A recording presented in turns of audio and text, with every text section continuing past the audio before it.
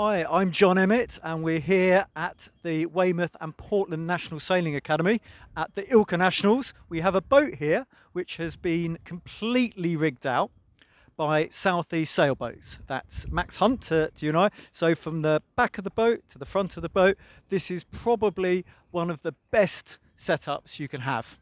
Today, hopefully you can hear me above the wind, going to just look at one part in particular, and this is the kicker. Now, one of the reasons why the kicker is so important, it not only flattens the sail, but it bends the mast because it's an unstayed mast, and this means it has a very large impact on sail shape. In fact, I'll go so far to say if you don't let your kicker off on a strong wind day and try and keep it in your normal upwind settings, then you probably won't actually be able to bear away. So this is probably the control that I actually change the most. We've got very high quality ropes here, which wear incredibly well. And this is exactly what I have on my boat. We're looking at a Sailing Fast boat here. Sailing Fast, Ovington and Southeast Sailboats are all sponsors of the Laser Nationals. And the thing I really want to draw your attention to is this top piece here, because this in the past has been something that's failed.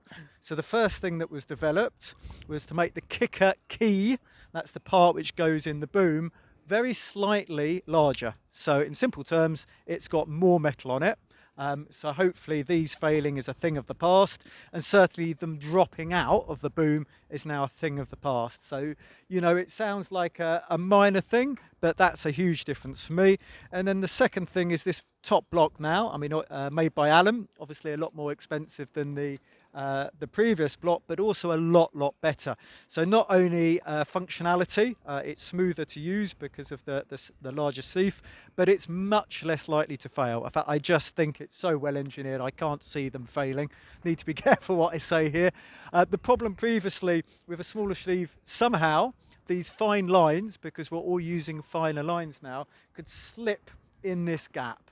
And that was absolutely horrible, and that happened to me even with the pinch blocks. So we've got a nice big block here, nice and smooth, but also safe, and I think that's one of the most important things going into the composite masts now. I think the chances of anyone having gear failure with modern ILCA equipment is now very small. So I think this is a ideal setup, and in due course I'll go through some of the other control lines for Southeast Sailboats. But that's it from the ILCA Nationals 2020.